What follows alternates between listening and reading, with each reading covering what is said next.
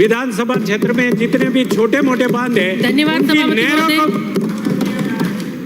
को बचाना है तो अपन नहरों में, कच्ची नहरों में पानी देते हैं, पानी बिखर जाता है और पानी की तकलीफ होती है। इसलिए मैं मेरी नहरों को पक्की करने के लिए मंत्री जी से निवेदन करता हूं कि मेरे क्षेत्र के कच्चे मोटे बांधों की नहरें पक्की की जाए।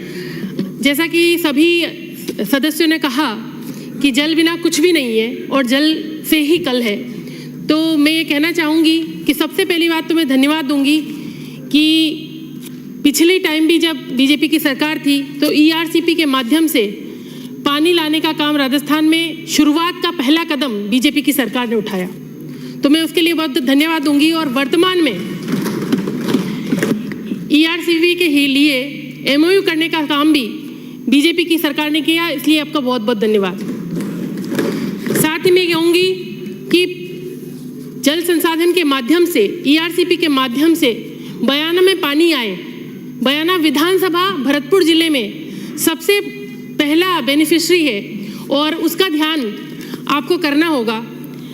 और बयाना में जो वाटर लेवल लगातार गिर रहा है, और मैंने सदन के माध्यम से भी कई बार कहा है कि जब तक पाचना का पानी गंभीरी नदी में नहीं आएगा तब तक हमारी पानी की जो समस्या है वो ज्यों की त्यों बनी रहेगी।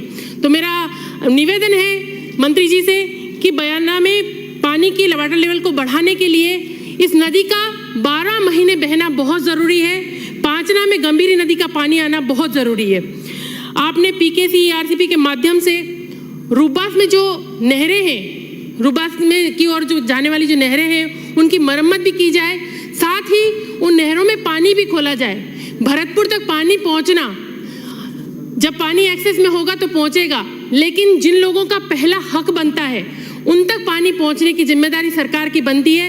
तो मेरा निवेदन है कि पहला हक हमारा है, इस हक को पांचना बनने के समय बाद से मार दिया गया, इसको पुनः हमें वो हक मिले, हमें पानी मिले। हमें पानी की बहुत ज़रूरत है, हम पानी के लिए तरस रहे हैं। तो मेरे सभी क्षेत्रवासियों की तरफ से मैं आपसे अपील करती हूँ कि इसका विशेष ध्यान रखा जाए। साथ ही मैं ये कहना चाहूँगी कि ERCP में रूबास क्षेत्र का कोई भी बांध नहीं जोड़ा गया है।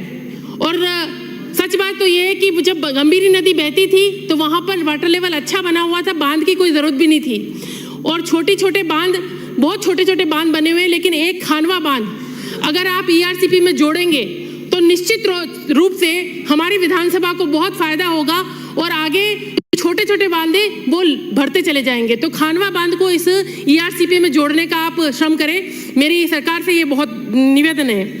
साथ ही मैं कहना चाहूँगी कि मेरा जो क्षेत्र है उसमें जो खनन से जुड़ा हुआ क्षेत्र है और खनन से जुड़ा होने के साथ ही वहाँ पर वन क्षेत्र की भूमि बहुत है। हम विकास की कहीं भी बात करते हैं तो हमारी सड़कें अटक जाती है, विकास की कहीं भी बात करते हैं तो वन्य क्षेत्र होने के कारण से बांध भी नहीं बन पा रहे हैं। तो मैं ये कहना चाहूँगी कि हमारे यहाँ की जो खनन वाला क्षेत्र है उसको रिवर्ट कर दिया जाए और छोटे पट्टे काटे जाए। पहले सरकार ने पट्टे काटे, खनन के लिए भूमि दी, लेकिन बड़े पट्टे काटे जिससे कि बाहर के लोगों को फायदा हुआ, वहाँ का लोकल व्यक्ति आज भी मजदूरी के अलावा कुछ नहीं कर रहा है। तो मैं ये कहना चाहूँगी वन मंत्री जी से कि आप ये व्यवस्था करें कि हमारे यहाँ पर वन भूमि जो खनन के क्षेत्र में आती है उसको रिवर्ट करने का काम करेंगे तो आपको वहाँ की जनता दुआएं देगी। हमारे पास पत्थर के अलावा कुछ भी नहीं है, तो आप ये काम जरूर करें। साथ ही लैंड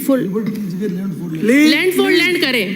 बंद बारटा सेंचुरी को पर्यटकों को आकर्षित करने के लिए विकसित किया जाना चाहिए जिससे कि रोजगार के साधन बढ़ पाए। बयाना विधानसभा क्षेत्र में वनपालों के जो पद हैं वो बहुत सारे रिक्त पड़े हैं जिससे कि वन क्षेत्र की रखवाली भी नहीं हो पाती। तो मेरा निवेदन है कि वनपालों की नियुक्ति की जाए और जिन अधिकारियों ने वन क्षेत्र से जुड़े अधिकारियों ने जो पौधों में वित्तीय अनियमितता